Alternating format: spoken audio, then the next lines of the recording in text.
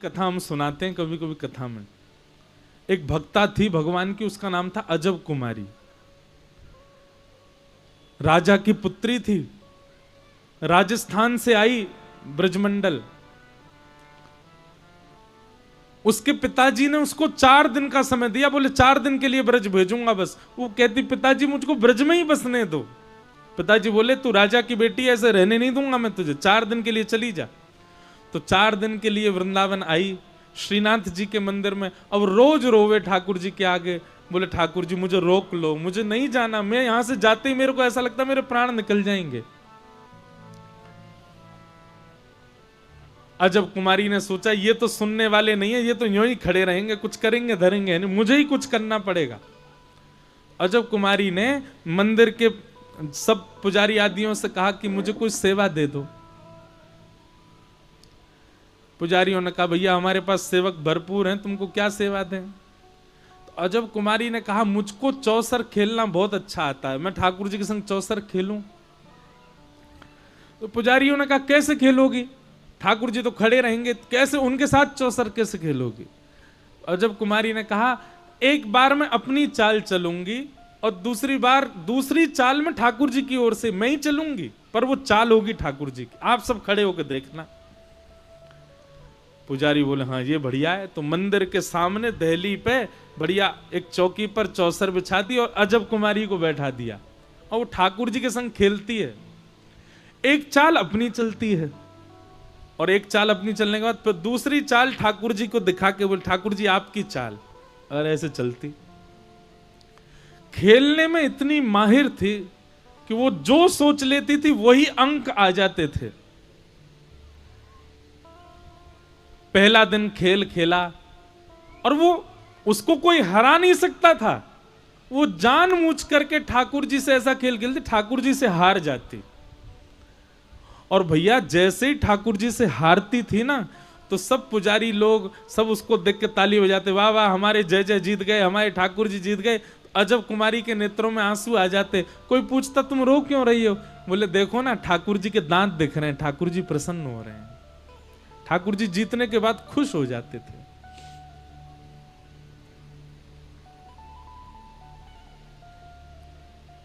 एक दिन अंतिम दिन था, आज अजब कुमारी को वापस जाना है। 3 दिन से तो ठाकुर जी जीत रहे थे, आज अजब कुमारी पहले ही सोच के बैठी आज नहीं जीतने दूंगी, आज तो मैं ही जीतूंगी। और ठाकुर जी को उसने चुनौती दे दी बैठती, बोले ठाकुर जी 3 दिन से जीत रहे हो और सच्चाई आप भी जानते हो कि आप कैसे जीत रहे हो। सब लोग बहुत ध्यान से सुनना, सच्चाई आप भी जानते हो कि आप कैसे जीत रहे हो, पर आज मैं आपको चुनौती दे रही हूं। सब पुजारी पंडा सब बैठे थे, बोले मैं चुनौती दे रही हूं, आज ठाकुर जी जीत के दिखाएं मुझसे। और उसने ऐसे दांव खेले, ऐसे ऐसे ऐसे पासे डाले कि महाराज सामने खड़े श्रीनाथ जी के मुखमंडल पर प्रश्वेत के बिंदु, पसीना आ गया ठाकुर जी को। और अजब कुमारी जीतती जाए, ऐसी ऐसी चाल खेले, ठाकुर जी तो हार गए। हारने को बस अंतिम चाल बची थी और इस अंतिम चाल में पता चल जाना था कौन जीतेगा कौन हारेगा। अजब कुमारी आज क्रोध में भर करके खेल रही है ठाकुर जी को हराने की, और ठाकुर जी हार ही रहे हैं। सबरे वस्त्र गीले हो गए पसीना से ठाकुर जी के, मंदिर में खड़े खड़े। अचानक से अजब कुमारी के नेत्र बंद हुए और ठाकुर जी उसके हृदय में प्रकट है गए और प्रकट है के बोले एरी हरा के जाएगी का मोकू।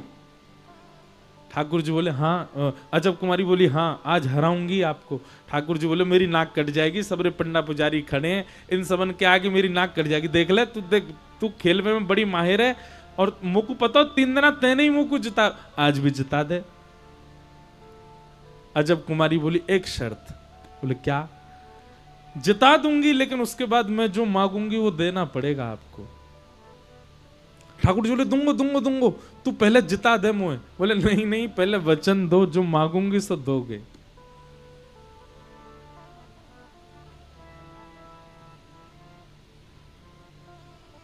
ठाकुर जी ने वचन दिया, जो मांगोगी सो दूंगा।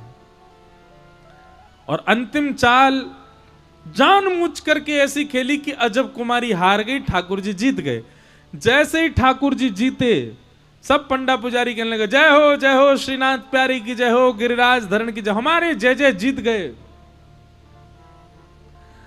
अजब कुमारी के नेत्रों में आंसू आ गए, अपलक नेत्रों से ठाकुर जी को देख रही है और भुजा फैला करके कह रही, अब दो, जो मैं मांगू सो दो। नेत्र बंद किए, ठाकुर जी पुनः प्रकट हो गए, बोले मांग ले, क्या चाहिए? बोले कि मैं ब्रज में बसना चाहती हूं, पर मेरे माता पिता मुझको आज्ञा नहीं दे रहे हैं। ठाकुर जी बोले, तो फिर बता क्या करें? बोले, मैं तो नहीं बस पा रही, मैं तो नहीं आ पा रही ब्रजधाम, आप मेरे संग चलो। जहां मैं रहती हूं, मेरा भवन है, मेरे पिताजी विराजते हैं राजमहल में, वहीं चलो। ठाकुर जी बोले, जे कहा मांग रही है, जे ना दे सकूं मैं? बोले, आपने वचन दिया था मुझको, और यदि आपने मेरी बात नहीं मारी तो मैं तुरंत पुजारियों से कहूंगी एक खेल और खेलूंगी।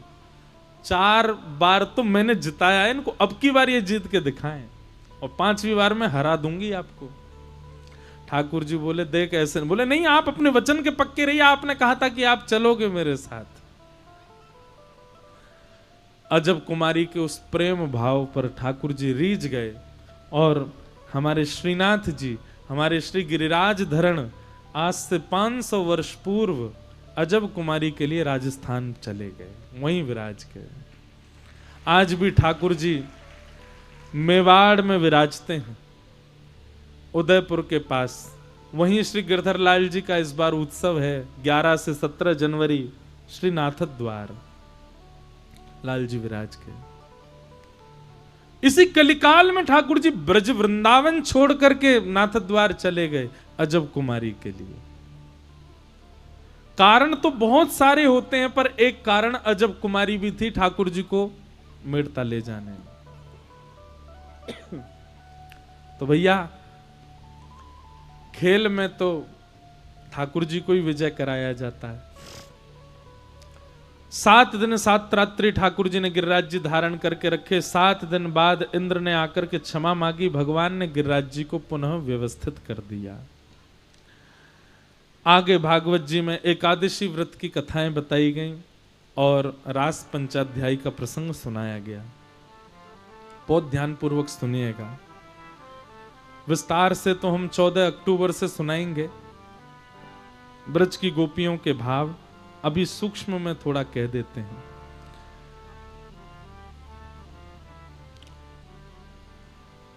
भगवान पिता रात्रि शरदोत्फुल्ल मल्लिका विक्षरन्तुं मनश्चक्रे योग मायामुपाश्रित। बहुत ध्यान से सुनना। भगवान ने गोपियों के साथ रास विहार किया और लोगों को बोलने के लिए बात मिल गई। ठाकुर जी तो रास करते हैं, गोपियों के गले में गलवैयां डाल के हमारे भगवान तो रास करते हैं। कई लोग प्रश्न उठाते हैं, भैया ये दुर्भाग्य है कि हमको इसका प्रमाण देना पड़ता है, पर कोई बात नहीं, आप सबका संशय दूर होना चाहिए।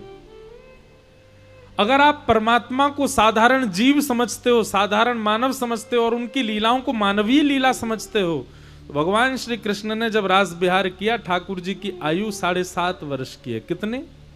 7.5। कोई 7.5 वर्ष का बालक हो, यहां पे जरा देखना उसको कैसा लगता है, छोटा सा। और भगवान के साथ रास में नृत्य कर रही जो गोपियां हैं, उनकी आयु कितनी है? बोले आबाल वृद्ध वनिता। अधिक से अधिक गोपियां, कई गोपियां तो यशोदा जी की उम्र की हैं, ठाकुर जी के संग जो रास कर रही हैं। 80 बरस के थे नंद बाबा यशोदा मैया जब ठाकुर जी का जन्म हुआ, तो रास विहार के समय करीब 90 वर्ष की आयु है।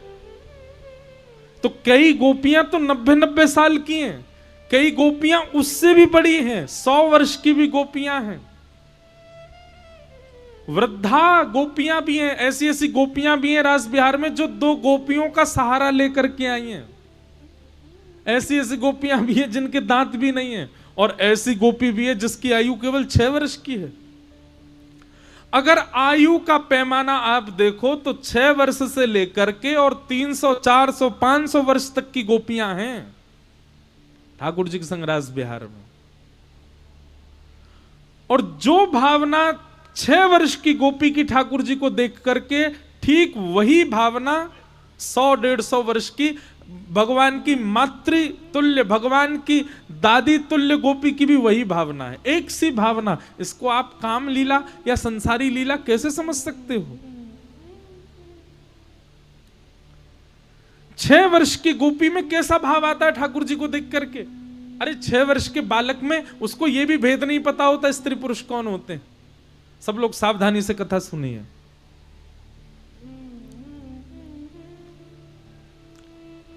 लेकिन 6 वर्ष की गोपी भी ठाकुर जी को प्रियतम रूप में देख रही है। क्या जाने 6 वर्ष का बालक आज भी, आज तो मोबाइल फोन है, आज तो टीवी लग गए हैं, इंटरनेट सुलभ हो गया है सबको। आज भी बच्चे नहीं जानते 6 वर्ष की आयु के कि स्त्री पुरुष क्या होता है, दोनों के संबंध क्या होते हैं। और ठाकुर जी के प्रति, ठाकुर जी का जिसके प्रति मातृ भाव हो, दादी का भाव हो, उस आयु की गोपी भी है रास बिहार में, उसके अंदर कैसे प्रियतम भाव आ सकता है ठाकुर जी को देख के? पर उसके चित्त में भी वही भाव है। ये काम लीला नहीं है, ये प्रेम लीला है। और ये गोपियां सब जानती हैं कि ये श्री कृष्ण सामान्य नहीं है, साक्षात पर ब्रह्म है, ये साक्षात आदि पुरुष हैं। इसीलिए सबके चित्त में ठाकुर जी प्रियतम रूप में है। दूसरी बात, रास का मतलब नृत्य नहीं होता। मैं हर कथा में बोलता हूं, रास का मतलब नृत्य नहीं होता, नाचना नहीं होता। रास का मतलब, अभी नवरात्रि चल रहे हैं, भारत के कई ऐसे प्रांत हैं जहां पर अभी रास गरबा चल रहा है, उसको आप गरबा नृत्य कहो, पर रास का मतलब नृत्य नहीं होता। तो फिर रास का मतलब क्या है? सबसे पहले रस का मतलब समझो। रसो वैशः, जैसे कि एक बूंद शहद, वो क्या है? रस।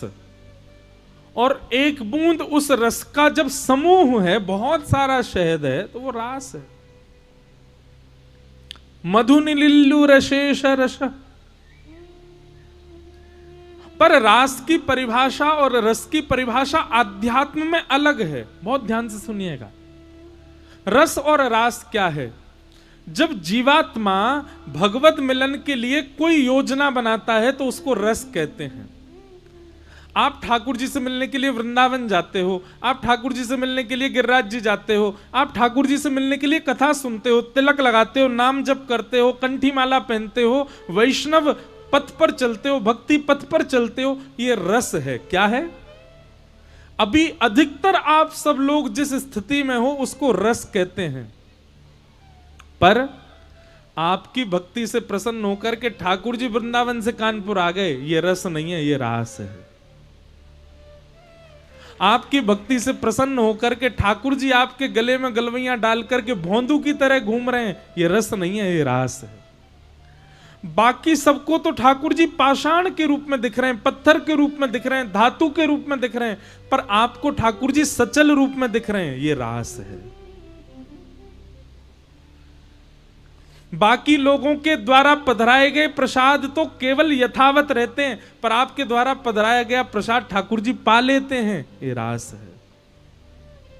समझ में आई बात? हम सब अभी किस स्थिति में? हम रस की स्थिति में हैं, पर यही रस जब अधिक हो जाएगा तो ठाकुर जी मूर्ति नहीं रहेंगे, ठाकुर जी पाषाण नहीं रहेंगे, ठाकुर जी वृंदावन या फिर एक सीमित स्थान में नहीं रहेंगे, जहां हम हैं वहीं ठाकुर जी आ जाएंगे। वही रास है, उसी को रास कहते हैं। धन्ना जाट की कथा मैं सुनाता हूं, भक्तमाल जी में कथा है। अब पूरी कथा नहीं, थोड़ा सा पाठ सुनाते हैं। धन्ना जाट रोज अपने ठाकुर जी के आगे प्रसाद की थाली रखते, छोटे से बालक धन्ना, और प्रसाद की थाली रख के ऐसे बैठ जाते, पाओ ठाकुर जी पाओ, अरे मेरी मैया ने बाजरे की रोटी बनाई पाओ, चटनी बहुत बढ़िया ठाकुर जी पाओ। ठाकुर जी नहीं पाते। खूब देर हो गई, ठाकुर जी ने जब नहीं पाया तो धन्ना जाट बोले, आपको हमारे घर का प्रसाद भा नहीं रहा है, आप नहीं पाओगे मैं भी नहीं पाऊंगा। भूखे ही सो गया। अगले दिन भूख प्यास लगी है, छोटे से बालक को भूख कहां सहन होती है।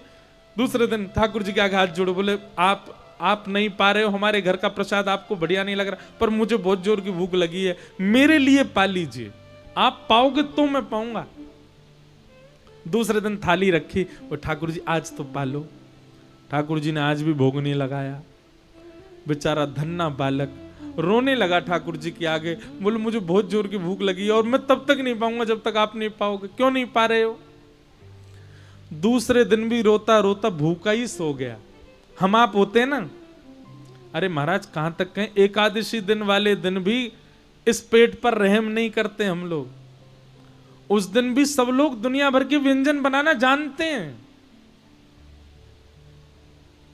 कहा गया क्या करो? फलाहार। क्या करो? फल का आहार सेवन करो। लेकिन फलाहार के नाम पर क्या क्या बनता है। बाकी के दिन तो हमारी कैलोरी बढ़ती होगी 200, लेकिन एकादशी वाले दिन तो 1000 पार कर जाती होगी। इतना तेल पाते हैं, इतना घी में बना हुआ कुटू की पकौड़ी, कचौड़ी, खीर, ये वो। अभी नवरात्रि चल रहे हैं, फलाहार पाने के लिए आज्ञा दी गई है। वो महाराज सुबह से ही माताएं बहनें लग जाती हैं खाने पकाने में। हम कोई विरोध नहीं कर रहे, ये मत सोचना कि हम मना पाओ, पर भाई व्रत को व्रत रहने, व्रत जैसा लगे, थोड़ा अल्प ही पाओ। पर धन्ना ने दूसरे दिन भी कुछ नहीं पाया। तीसरे दिन बेचारा धन्ना, इतनी कमजोरी आ गई, छोटा सा बालक। तीसरे दिन फिर थाली लगा के लाया, बोले ठाकुर जी कल तक तो मैं प्रार्थना कर रहा था, आज तो मेरे प्राण ही निकल जाएंगे, आपने नहीं पाया तो मैं पाऊंगा नहीं जब तक आप नहीं पाओगे। अच्छा पर्दा कर दूं, मेरे सामने बैठ के पाने में आपको दिक्कत है, लो रस्सी लाया, पर्दा कर दिया ठाकुर जी, अब पाओ। बीच बीच में पर्दा हटा के देखे पा रहे कि नहीं, ठाकुर जी अभी भी बैठे। धन्ना को तो गुस्सा आया, अब रोता रोता बेचारा ठाकुर जी की तरफ पीठ करके बैठ गया, रूठ गया ठाकुर जी से।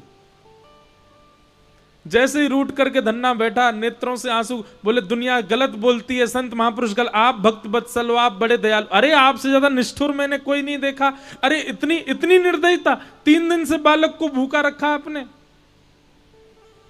कोई बात नहीं, मत पाओ, मैं भी हटीला हूं, जब तक नहीं पाओगे मैं भी नहीं पाऊंगा, चाहे प्राण निकल जाए मेरे। सिसक सिसक करके रो रहा था धन्ना। तभी महाराज जोर जोर से चटकारों की आवाज आने लगी। चटकारे समझे? जैसे हाथ में कभी दाल चावल लग जाए तो मुंह में उंगली लेके जोर से चाटते हैं ना, और फिर ऐसे चूस करके बाहर निकालें तो जो चप चप आवाज आती है, ऐसे चटकारों की आवाज आ रही थी। धन्ना बोला ये चटकारे कौन ले रहा है? और जैसे ही पर्दा हटा करके देखा, नेक्स्ट से गोपाल जी के पूरे मुंह पे खीर लगी है, सबरे बर्तन में सब सामग्री फैल गई है, और ठाकुर जी चटकारे ले ले करके पा रहे हैं। आहा, उस छवि को देख करके धन्ना प्रसन्न हो गया। ठाकुर जी ने अपने झूठे हाथ में लगे भाई सामग्री नेक उठाई और धन्ना की ओर के बोले जल्दी मुंह खोल पा, और धन्ना को पवाने लगे। ये क्या है? यही रास है। 3 दिन तक धन्ना जो स्थिति में था वो रस था, लेकिन उसकी स्थिति से ठाकुर जी प्रसन्न होकर के सचल हो गए। यही रास है। अब कभी हमारे साथ ऐसा हो जाए,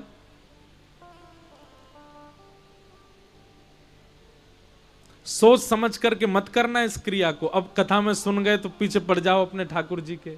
धन्ना के यहां पाए थे, हमारे यहां भी पाओ।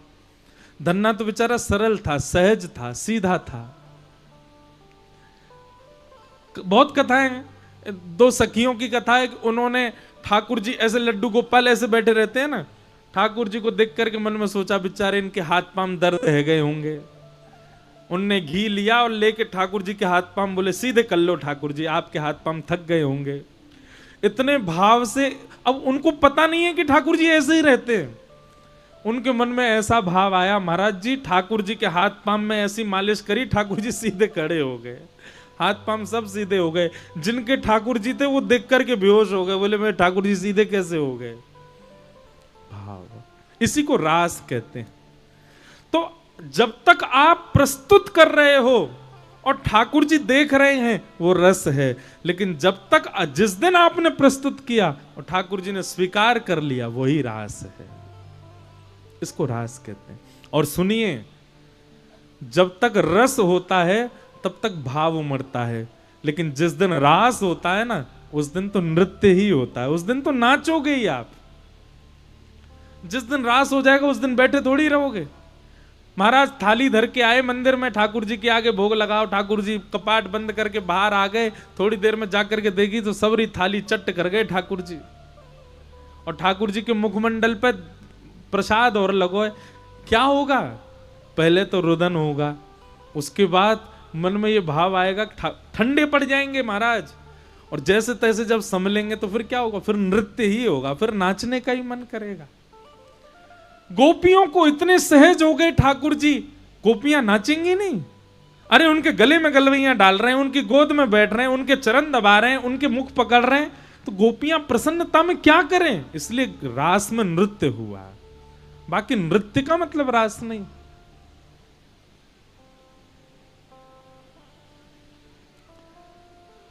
सब गोपियों को ठाकुर जी ने वेणु रव करके बुला लिया।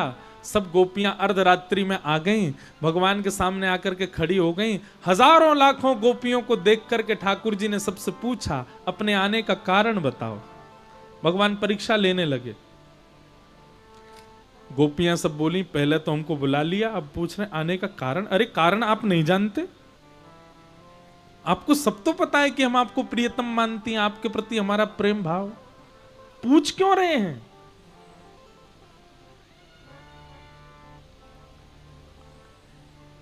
ठाकुर जी का गोपियों का बड़ा मधुर संवाद है यहां पर वह हुआ। अंत तो गत्वा गोपियां सब कहने लगी नाथ आप चाहते क्या हो ये बताओ। भगवान बोले हम तो ये चाहते हैं तुम वापस अपने घर जाओ, अपने पतियों की सेवा करो, बच्चों के संग आनंद करो, अपने परिवार का ध्यान रखो। ये इतनी रात्रि में एक छोटे से बालक के पीछे इतनी दूर आ जाना ये अच्छी बात नहीं, चलो जाओ वापस। गोपियां सामने खड़ी खड़ी बोली देखिए हमारा प्रेम ऐसा, हम चली जाएंगी पर हमारी एक वस्तु आपके पास है वो हमें वापस करो। ठाकुर जी बोले क्या है मेरे पास? गोपियां कहती हैं हमारा चित्त आपके पास है, हमारा मन आपके पास है, वो दे दीजिए। चित्तम सुखेन भवता पहितम ग्रहेषु यन्निर्विशस्त्यतु करावपि ग्रह्य कृत्ये पादौ पदम न चलतस्तव पादमूलात् यामः कथम भ्रजमतो करवाम किं वा। नाथ, संसार में कोई भी व्यक्ति कोई भी क्रिया करता है उसमें चित्त का लगना बहुत जरूरी होता है। हम संसार में कुछ नहीं कर पाएंगे, क्यों? क्योंकि चित्त आप में लगा हुआ है, चित्त आपके पास है, मन तो आपने रख लिया है। हम कैसे जाएं बिना मन के? हमारा मन वापस दे दो हम चली जाएंगे। इस बात से ठाकुर जी रीझ गए। गोपियों ने वो कह दिया जो ठाकुर जी सुनना चाहते थे। क्या? हमारा मन आपके पास है, हमारा मन आप में लग गया है। सर्वधर्मान परित्यज्य, गीता में भगवान कहते हैं, प्रसिद्ध श्लोक है, माम एकम शरणम ब्रज। ठाकुर जी कहते हैं सब छोड़ मेरी शरण में आ जा। हमसे वही नहीं होता, सब छूटता नहीं है हमसे, हम सब पकड़ के ठाकुर जी के पास जाते हैं। लेकिन गोपियां तो आज कह रही हैं कि हम सब छोड़ के आ गई हैं नाथ आपकी शरण में। क्यों? क्योंकि मन आपके पास है। हमारा मन वापस दे दो, हमारे चित्त में, हमारे नेत्रों में, हमारे ध्यान में आप कभी मत आना, हम चली जाएंगी वापस। गोपियों का ये निष्काम स्वच्छंद प्रेम जान करके ठाकुर जी खड़े हो गए और बोले, अरे गोपियों, मैं तो तुम्हारी परीक्षा ले रहा हूं और मुझको तो पता चल गई तुम्हारा तो प्रेम सांचो है मेरे प्रति। आओ चलो हम रास विहार करें। सब गोपियों को घेर करके ठाकुर जी उनके साथ रास विहार करने लगे। एक एक गोपी के पास जा जा करके ठाकुर जी उसकी सुध ले रहे हैं, उसके घर की बनी सामग्री पा रहे हैं, उसके गले में गलवैयां डाल के घूम रहे हैं, उसके चरण दबा रहे हैं, उसको जलपान करा रहे हैं, उससे पूछ रहे हैं, उसको बता रहे हैं। इतनी सन्निकटता सबको प्रदान कर रहे हैं ठाकुर जी। सन्निकटता देते देते देते देते देते गोपियों के चित्त में अभिमान आ गया। और कैसा अभिमान आया बंधुओं? देखो, गोपियों के चित्त में अभिमान आ नहीं सकता, पर ये मुझे और आपको, हम सबको बताने के लिए ठाकुर जी ने लीला की कि गोपियों के चित्त में मान प्रकट कर दिया। नहीं तो जहां राम जहां कृष्ण वहां मान आ नहीं सकता। हम आप सबको क्या समझाना चाह रहे हैं ठाकुर जी? ठाकुर जी कह रहे हैं, बोले भैया मैं तुम्हारे पास प्रकट कायकु ना है रहूं, मैं तुम्हारे सामने ऐसे क्यों खड़ा रहूं, मैं तुम्हारे सामने ऐसे क्यों खड़ा रहूं, तुम्हारे सामने प्रत्यक्ष लीला कायकु ना करूं कि कहीं तुमको मान नहीं है जाए। देखो हमारी सेवा से ठाकुर जी प्रत्यक्ष लीला कर रहे हैं। सत्य बताना, आप अपने घर पे गए, अपने ठाकुर जी की सेवा कर रहे थे और सेवा करते करते करते करते कुछ ऐसा हुआ कि ठाकुर जी ने अपना एक हाथ सीधो कर लियो। क्या करोगे बताओ? सबसे पहले फोटो खींच के सोशल मीडिया पे डालो सबको, ओ मेरे ठाकुर जी ने हाथ सीधो कर लियो। फिर कोई संत आ जाए, महापुरुष आ जाए, अखबार वालों को बुला लेंगे, हमारे ठाकुर जी ने हाथ सीधा किया, सबको बताओ, हमारी भक्ति से प्रसन्न। ये मान आ जाता है। और आपको अभी आप अस्वीकार करोगे यहां बैठे बैठे, पर निश्चित है जिस दिन कोई लीला हो गई मान आएगा। हमारे मान की रक्षा के लिए ठाकुर जी ऐसे ही खड़े रहते हैं। बोले कि मेरा मन तो है रो कि हाथ सीधे करूं, पर नहीं करूंगा। क्यों? कहीं मैंने हाथ सीधे किए तो याकू मान नहीं है जाए कि मेरी भक्ति में कितनी प्रबलता, मेरी भक्ति में कितनी सामर्थ्य कि मैंने ठाकुर जी सीधे कर दिए। हमारे मान की रक्षा के लिए ठाकुर जी मूर्तिमंत खड़े रहते हैं, कुछ नहीं करते, बस अनुभव कराते हैं। जैसे आज कथा से पहले वर्षा करके अनुभव कराया, ये बांस लगवा के अनुभव कराया, पूरा पंडाल है, इतने सारे व्यंजन, इतनी सारी वस्तु पर इसी पर्दे का ही नीचे गिरना, ये सब अनुभव हैं ठाकुर जी के। ऐसा अनुभव कराते हैं ठाकुर जी। प्रत्यक्ष लीला कर दी तो कहीं हमको मान ना हो जाए। गोपियों के चित्त में अभिमान हो गया कि हम त्रिभुवन सुंदरी हैं, इसीलिए हमारे रूप पर त्रिभुवन सुंदर श्री कृष्ण मोहित हो गए। भगवान बोले, अच्छा पूतना नहीं देखी थी क्या तुम लोगों ने? वो तो बहुत सुंदर बन के आई थी, तब भी तुम्हारा चित्त नहीं समझा कि मुझे सुंदरता नहीं रिझा सकती? मान करती हो अपने ऊपर। गोपियों के मान को देख करके ठाकुर जी वहां से अंतर ध्यान हो गए। बंधुओं एक बात सुनिएगा, भजन में कभी विक्षेप आवे, कैसा विक्षेप?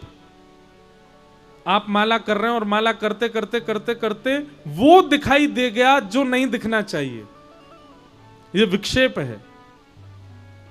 आप सेवा करते हैं पर सेवा में आज इतनी व्यस्तता आ गई कि सेवा ही नहीं कर पाए, ये विक्षेप है। आप वृंदावन तो गए पर वृंदावन में जाके बिहारी जी, राधा रमन, राधा वल्लभ जी के दर्शन करके वह भाव नहीं आया जो पहले आता था, ये विक्षेप है। और ये विक्षेप कब आता है पता है? कभी ना कभी आपने मान तो किया है, कभी ना कभी अभिमान तो आया है। अभिमान आते ही भजन घटता है, अभिमान आते ही आपका भजन छूटता है, इसलिए मान रहित रहो। बंधुओं, भजन बढ़ेगा तो मान घटेगा, और मान बढ़ेगा तो भजन घटेगा। इसी से ही आप पैरामीटर लगा लिया कीजिए। अगर आपका भजन बढ़ रहा है, नित्य प्रति और ज्यादा भजन, और ज्यादा भक्ति, और ज्यादा कथा के प्रति भावना बढ़ रही है, तो इसका मतलब है कि आपका मान घट रहा है। लेकिन किंचित भी मान बढ़ता होगा तो आपका भजन छूटेगा। संतों को देख करके पहले मन में भाव आता था इनको प्रणाम करें, पर अब संतों को देख के आता है ये तो ऐसे इतने विशेष नहीं है कि इनको प्रणाम करें। समझना आपके अंदर मान है। ये सब अनुभव करने के तरीके हैं कि मान है कि नहीं। मान मत करो, कभी किसी बात का मान नहीं। गोपियों को मान हुआ, ठाकुर जी अंतर ध्यान हो गए, गोपियां ढूंढ रही हैं, अबला नारी, रात्रि का समय, सब जगह खोजा, ठाकुर जी नहीं मिले।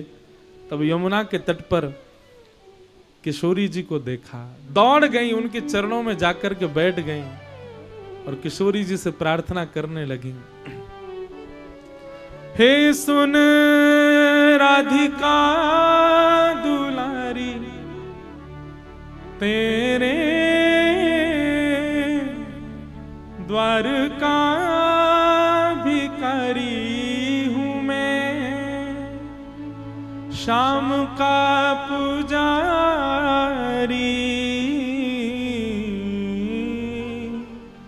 पीड़ा है हमारी, हमें श्याम ना मिला, हमें श्याम ना मिला, हमें श्याम ना मिला,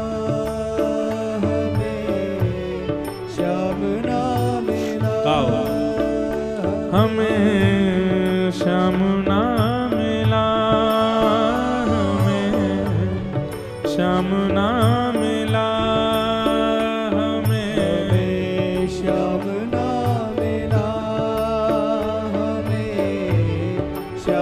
ना मिला, हे सुन राधिका दुलारी, सुन राधिका दुलारी, तेरे द्वार का भिखारी, तेरे द्वार का भिखारी, तेरे श्याम का पुजारी,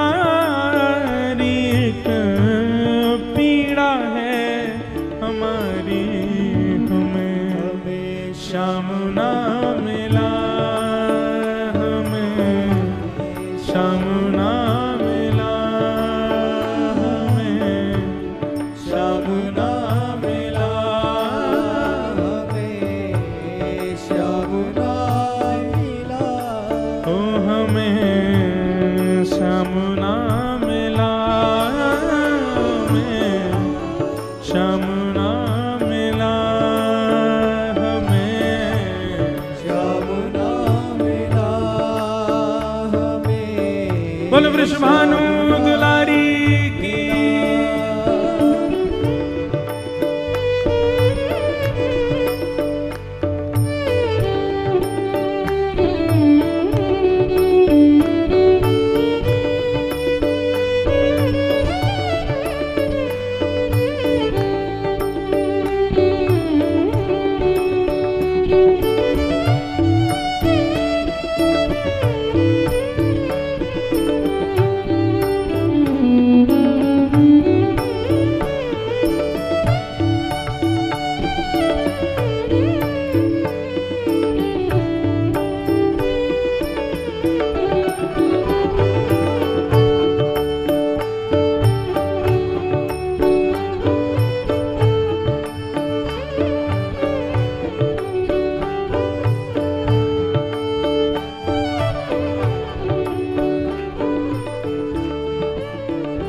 हम सोचते थे कान्हा कहीं कुंजन में होगा,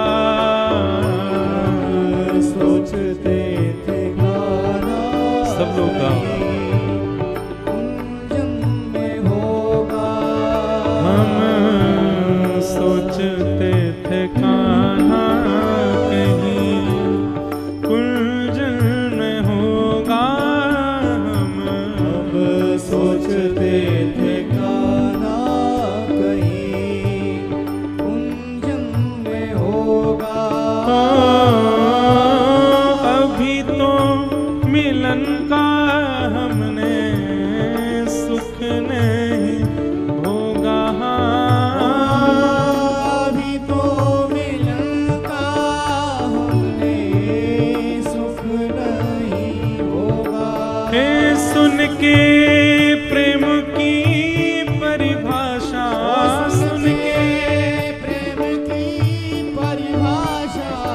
मन में बंधी थी जो आशा, मन में बंधी थी जो आशा, आशा हुई रे निराशा झूठी, दे गया दिलासा हमें श्याम ना मिला, हमें श्याम ना मिला, हमें श्याम ना मिला, हमें श्याम ना मिला।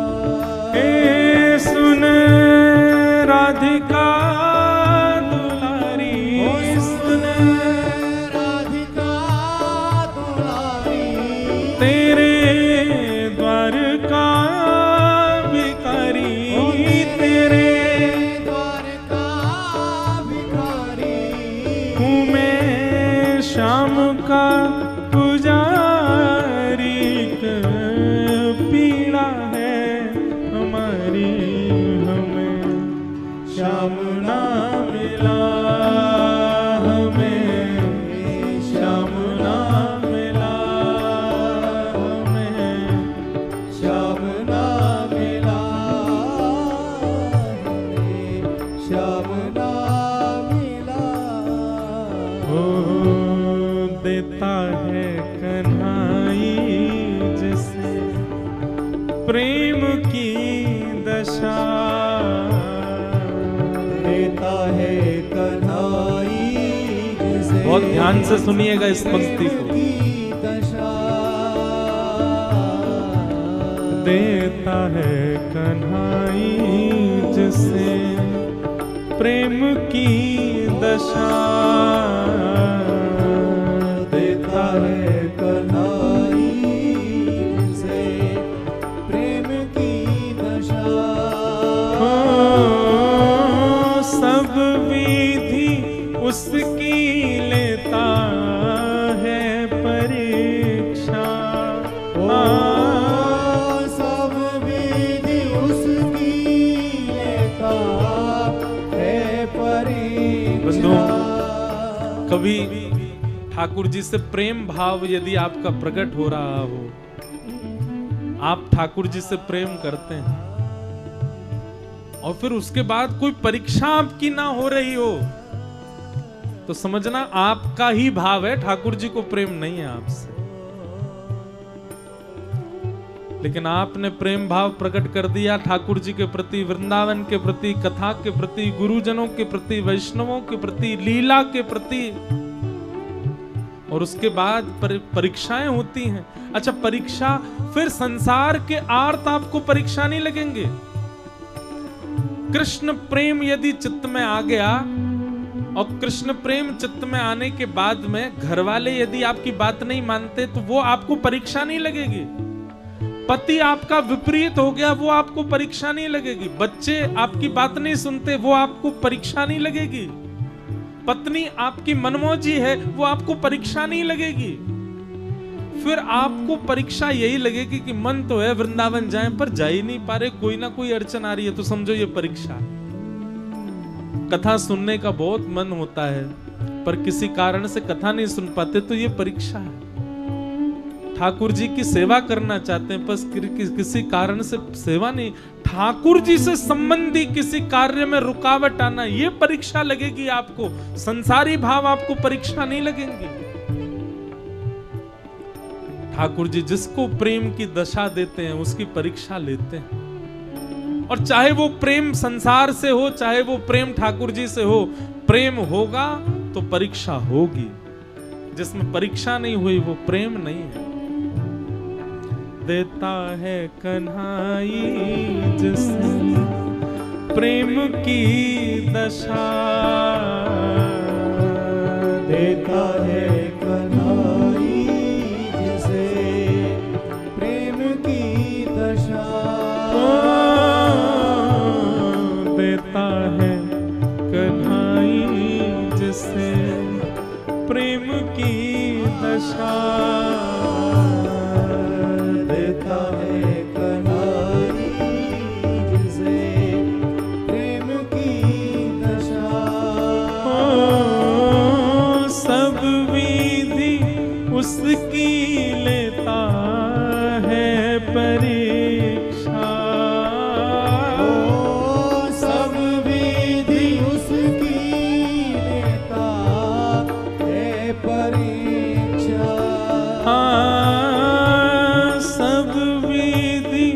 उसकी लेता है परीक्षा। सब विधि उसकी लेता है परीक्षा।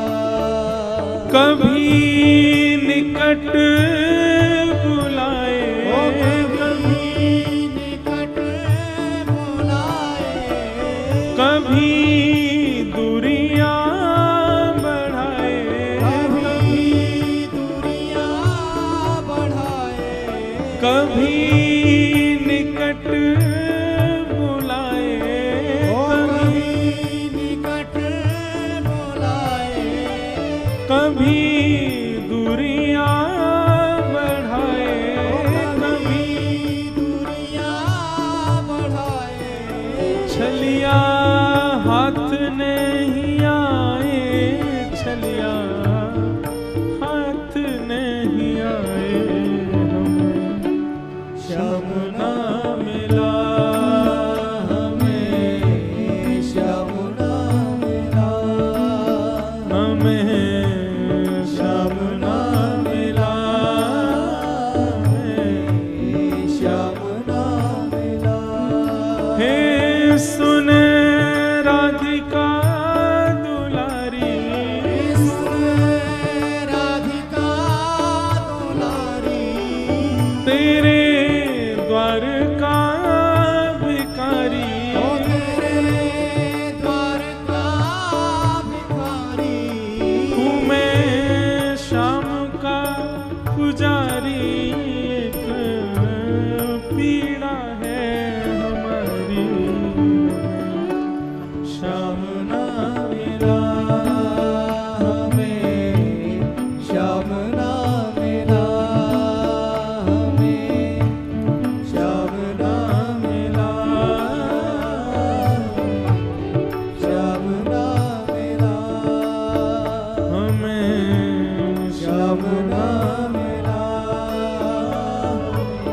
हमें श्याम ना मिला, हमें श्याम ना मिला, हमें श्याम ना मिला।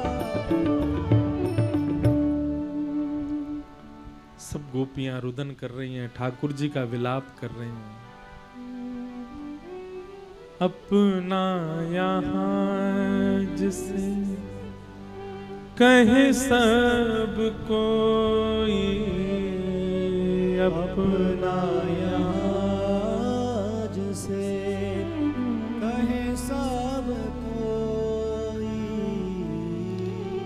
उसके लिए ही मैं दिन रात रोई, उसके लिए ही मैं दिन रात रोई।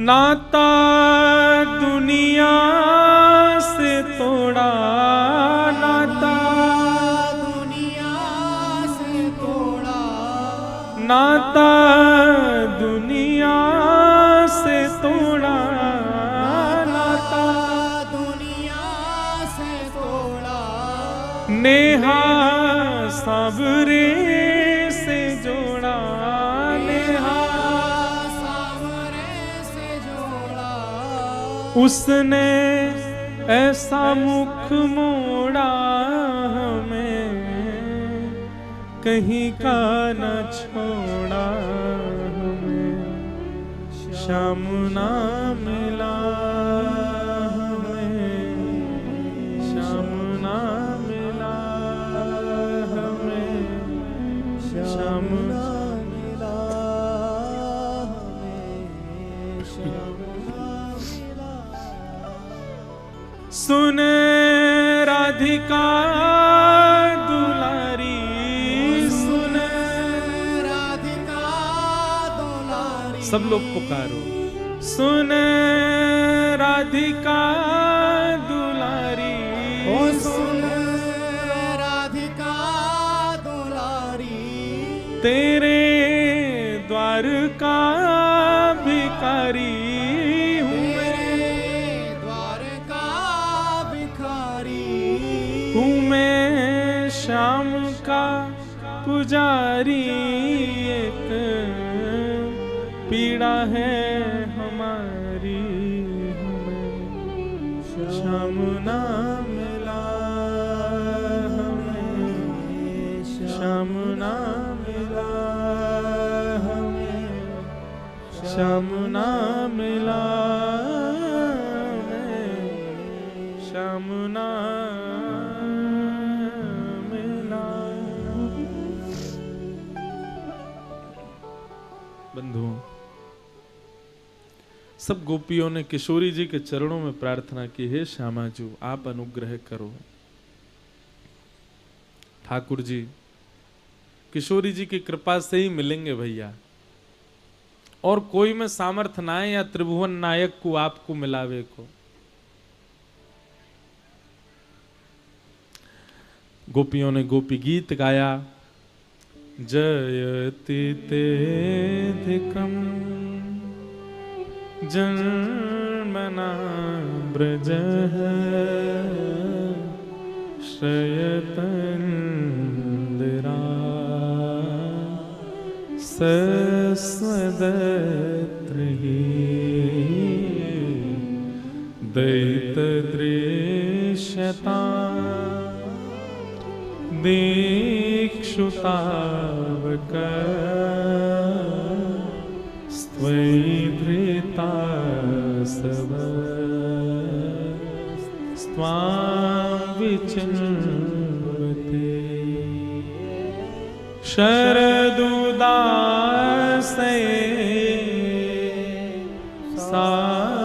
साधुजातस सरसी जोदर श्रीमुषा। गोपी गीत कम से कम जो निष्ठावान वैष्णव यहां बैठे हैं, जो तुलसी निष्ठा, एकादशी निष्ठा, नाम निष्ठा तीनों करते हैं, उनको गोपी गीत याद होना चाहिए, कंठस्थ होना चाहिए। और चलते फिरते ठाकुर जी की जब याद आए तब गोपी गीत गाओ। हमारी एक बात सुनेंगे बंधु, स्तुतियों का गायन, नाम जप, ये कब किस परिस्थिति में विशेष रूप से करना चाहिए? हम लोग कब करते हैं? जब हमारे जीवन में विपत्ति आ गई तो हम ठाकुर जी को बहुत याद करते हैं। विपत्ति आने पर ठाकुर जी को स्मरण, ठीक है, वो एक कोने में रखो। विशेष रूप से भगवत स्मरण कब करना चाहिए? जब विषय आपके ऊपर आवे, जैसे कि क्रोध आ रहा है बहुत जोर से, किसी ने कुछ ऐसा कर दिया महाराज कि आपको क्रोध ही आ रहा है, बस जैसे ही क्रोध आए तभी जपने लग जाओ, जय जय राधे कृष्ण राधे गोविंद। घर में उथल पुथल मच रही है, पर आप अपने कमरा में बैठ करके केशव जी कल्याण गिरी धरण छबीले लाल मदन मोहन श्री वृंदावन चंद जय जय राधे। पत्नी रोती हुई आ रही है, चिल्ला रही है, उसको भी बोलो जय जय राधे कृष्ण राधे गोविंद। क्रोध आपको आ रहा है, पर आप क्रोध मत करो, आप कीर्तन करो। किसी व्यक्ति के प्रति ईर्ष्या हो रही है, कोई बहुत सुंदर है, उसके रूप को दे मुझसे भी ज्यादा सुंदर, उसी समय बैठ जाओ ठाकुर जय श्री कृष्ण गोविंद हरे मुरारे हे नाथ नारायण वासुदेव। मेरे अंदर ईर्ष्या आ रही है ठाकुर जी, कीर्तन करो। किसी की वस्तु के प्रति लोभ आ जाए, कोई बहुत बड़ी गाड़ी में बैठ करके आया, उसकी गाड़ी देख करके आपको लोभ आ गया, लोभ आते ही तुरंत महाराज करारविंदे न पदारविंदम मुखारविंदे विनवेशयंतम वटस्य पत्रस्य पुटे शयानम बालम मुकुंदम मनसा स्मरामि। ठाकुर जी का स्मरण करो। ये क्या है पता है? आपके चित्त में काम क्रोध लोभ मोह ये सब आते हैं आपको बिगाड़ने के लिए, आपको क्षतिग्रस्त करने के लिए, लेकिन आप तुरंत भगवान नाम की औषधि धारण कर लेते हो, तो जो भी रोग आया, बुखार चढ़ते ही डोलो खा लो, उतर जाएगा। ऐसे ही जैसे ही जीवन में कोई आर्त आवे, कोई विषाद आवे, कोई विषय आपके ऊपर आक्रमण करे, जैसे ही लगे कि काम बढ़ रहा है चित्त में, किसी का रूप यौवन देख करके महाराज चित्त में काम के उद्दीपन हो रहा है, उसी समय नेत्र बंद करो और नेत्र बंद करके तुरंत किशोरी जी का स्मरण करो। श्यामा प्यारी कुंज बिहारी जय जय श्री हरिदास।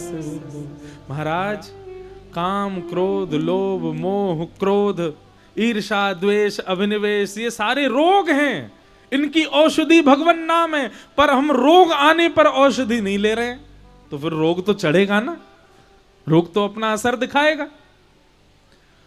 जैसे ही लगे ईर्ष्या आई, जैसे ही लगे क्रोध आया, जैसे ही लगे काम आया, जैसे ही लगे कुछ आ रहा है चित्त में जिससे मेरा सब उथल पुथल होने वाला, तुरंत भगवान नाम गाने लग जाओ। इसका पता परिणाम क्या होगा? कुछ दिनों के बाद ये सब आपके ऊपर आने से डरेंगे। काम बोलेगा मैं इस पर कैसे जाऊं, जैसे ही जाऊंगा सुई गाने लग जाएगा श्यामा प्यारी। अरे भाई, काम जब सवार हो तब तो वैश्याओं का चिंतन होना चाहिए, तब तो नर्तकियों का चिंतन होना चाहिए, तब तो रूप यौवन का चिंतन होना चाहिए, पर काम आने पर आप कुंज बिहारी श्री हरिदास करोगे, श्यामा प्यारी को चिंतन करोगे तो काम भागेगा नहीं। क्रोध आने पर आपका ताम्रवर्ण हो जाना चाहिए, आंखें लाल, हाथ मुट्ठियां बंध गई, महाराज किसको फोड़ दें, किसको फाड़ दें, किसका क्या कर दें हम। पर उसी समय आप ठाकुर जी का चिंतन करने लग जाओगे तो क्रोध कहेगा भैया मैं आया था इसको उत्तेजित करने, मैं आया था इसको ताम्रवर्ण का करने, पर ये तो नाम का पानी डाल रहा है अपने ऊपर, कैसे आऊं। आइंदा क्रोध आने में डरेगा, आइंदा ईर्ष्या आने में डरेगी, आइंदा काम आने में आपके ऊपर डरेगा। तो नाम जप कब करो, भगवत स्मृति कब करो? जब आपको लगे कि विषाद संसार का आपके ऊपर आक्रमण कर रहा है, तभी नाम जप करने लग जाओ। समझ में आई बात? गोपियों ने गोपी गीत गाया, भगवान प्रकट हो गए, प्रकट होकर के गोपियों के साथ अब महारास करने लगे और वृंदावन में महारास होने लगा। जैसे ही महारास प्रारंभ हुआ, कैलाश से देवादिदेव महादेव दौड़े वृंदावन की ओर। गोपियों ने रोक दिया, बोले कहां जा रहे हो? बोले मैं भी रास में नृत्य करूंगा। गोपियों ने कहा, बोले पुरुष केवल एक ही जा सकता है अंदर, श्री कृष्ण। आपको यदि भीतर जाना है तो गोपी बन के आना पड़ेगा। तुरंत महादेव गए, अन्नपूर्णा मैया से कहा हमारा श्रृंगार करो, जटाएं खोल दी, सर्प को निकाल दिया, बोले जाओ थोड़ी देर घूम घाम के आओ। कानों में बिच्छू पहन रखे थे वो भी उतार दिए, हाथन में भी छोटे छोटे सर्प बांध रखे हैं, बागंबर भी सर्प से बांध रखा है ठाकुर जी ने, महादेव ने। सारे वस्त्र बदल दिए, लहंगा पहना दिया, सुंदर चुनरी उड़ा दी, आंखन में काजल लगा दिए, होटल में लालिमा लगा दी, गले में हार पहना दिए, केश खोल करके सुंदर गोपी बना दी। बोलो गोपेश्वर महादेव की जय। अब बात दूसरी सुनो। गोपी का मतलब गोपी जैसा श्रृंगार धारण करना नहीं होता। गोपी का मतलब गोपी जैसा भाव धारण करो। इसके विस्तार में मैं गया नहीं हूं। ललिता जी ने महादेव को यमुना जी के तट पर बैठ करके प्रेम बताया। जब महादेव ऐसे हो गए कि रोम रोम कृष्ण कृष्ण भजने लगा, महादेव देवादिदेव शंकर भगवान के रोम रोम से कृष्ण, कृष्ण मन कृष्ण तन, कृष्ण ही हमारो धन।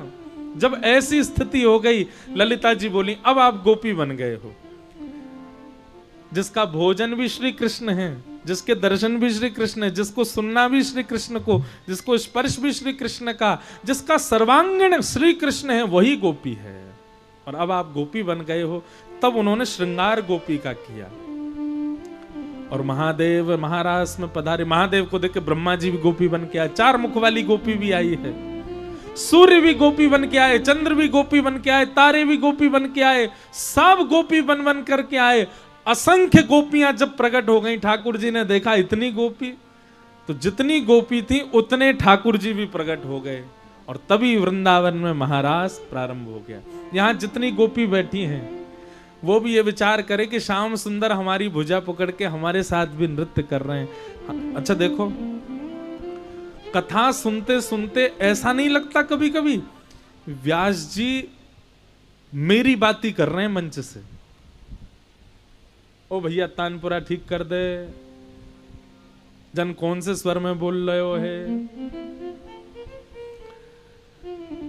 तो क्या बता रहा था मैं, कथा सुनते सुनते कभी ऐसा भाव नहीं आता कि हम आप सब लोग, ये व्यास जी हमको ही कथा सुना रहे हैं, ये कथा मेरे लिए ही हो रही है, ये मुझे ही बात बताई जा रही है।